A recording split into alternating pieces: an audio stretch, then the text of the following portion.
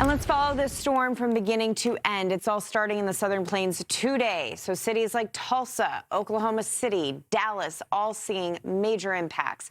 There's a live look at Dallas and Tulsa this morning. Again, everything is okay, but conditions are going to dramatically deteriorate as we work our way through this afternoon and certainly by tonight. So your hours to prep, they are coming to a close. Let's start things off with what we're expecting in Little Rock to really break it down per city location. Now, the snow impacts for Little Rock, we're looking at a combination of everything.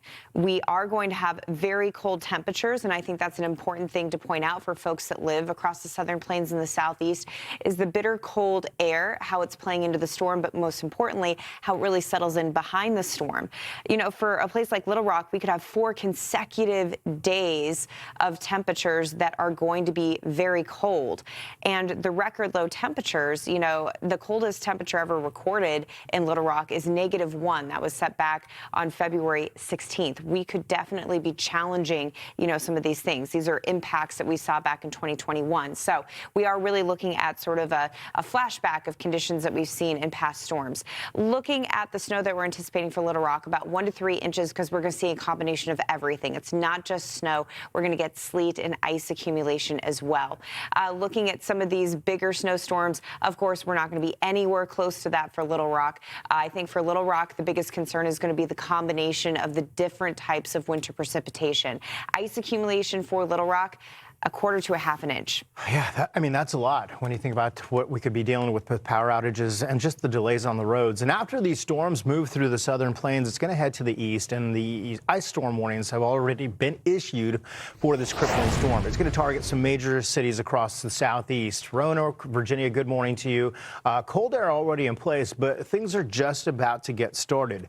Let's give you some numbers and some graphics to put this into context for you for places across the southeast. Now, a place like Lexington, Kentucky, when we talk about the forecast, now calling for 8 to 12 inches of fresh snow, will this be one for the books? Of course, because it's impactful, but as far as numbers, well, records go all the way back to 1875, and the biggest storm that they've had was back in 2015, 17 inches of fresh snow. The next storm, and number 5 on the list, was 2015 with 14 inches of fresh snow, so the forecast is just under that. But having said that, it's not just about the snow, right? It's also about the ice, and the ice is going to be a major concern, as well as some of the winds that come in behind this. I think when we talk about this forecast, we talk about also the winds that could add to the problems with the ice on the power lines and the trees. That cold air is in place. The moisture arrives Saturday.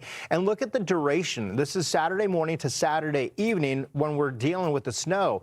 Finally, comes Sunday, that warm air starts to nose in, and then now we're watching for some freezing rain, some sleet. We go back to snow for a bit. Behind it, more in the way of those winds will keep us rather cold. That's just one example. Here's Memphis, 1 to 3 inches of fresh snow. Britta, along the I-40 corridor and north of here, you're going to be dealing with ice and snow, major thoroughfare. This is a concern. When you're talking ice, 1/2 inch, man, and the cold weather behind it, it's a problem for us with the winds. Timing-wise, you're looking at Saturday. You got a little bit of a mix. You look at the profile, and then there's that warm air of nose. I think Memphis to Nashville, things have changed a little bit. It moves a little farther north. Hopefully that's a trend that continues, because you would rather get maybe the possibility of some rain into Memphis. Unfortunately, how it's looking right now is that we're going to have snow with the ice accreting on top of that snow. If you can imagine, it's almost like an igloo effect. Yeah. It's very important for these folks that live down south. Take the opportunity to get as much snow off of your driveway in between the storm. Of course, you got to limit your time outside, but go off and try and take it off, because once the ice sets in, whatever's there will be encased and you won't be able to remove it. Yeah.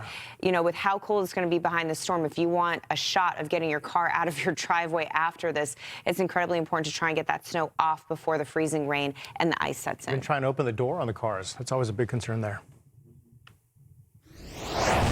Ice certainly is a tough scenario, and you're seeing a lot of forecast here for that. In any extreme weather, of course, safety is always the #1 priority, both for the public, but also for those utility crews doing everything they can to get that power restored as quickly as possible.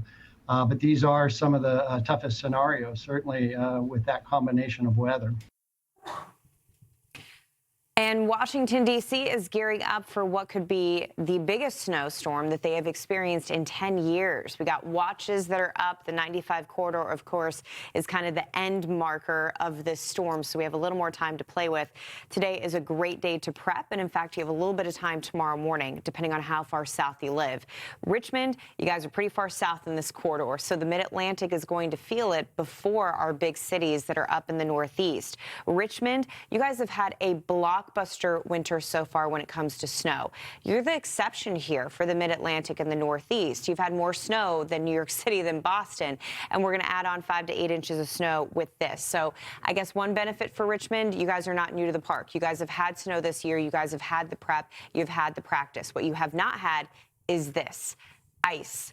Richmond is looking at the potential here of crippling ice, more than 1/2 inch. The amount of weight that that puts on power lines and trees is extreme.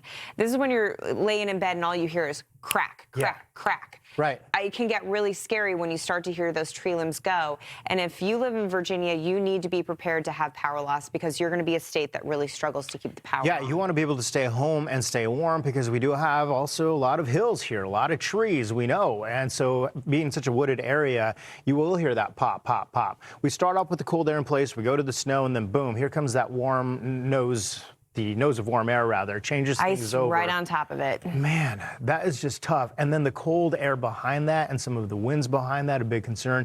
D.C., you talked about D.C. earlier as well, and it's interesting. D.C. is one of those spots, again, if you get just enough of the nose in there, that cuts back on the snowfall totals. But be prepared, 8 inches to 12 inches, just be ready for that. It's the ice, I think, that's the big part of this story. And the reason why there's such a big gap for D.C. is because there are questions to how much sleet and ice is going to mix in.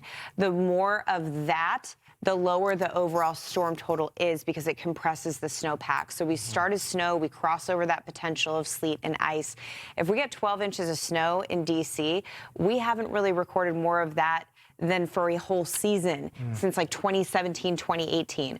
So we're going to outdo what we've seen for season totals recently in one storm. That's the potential for a place like D.C. Of course, with this big storm, we have team coverage of all this massive storm throughout the week, and extended coverage is that into next week.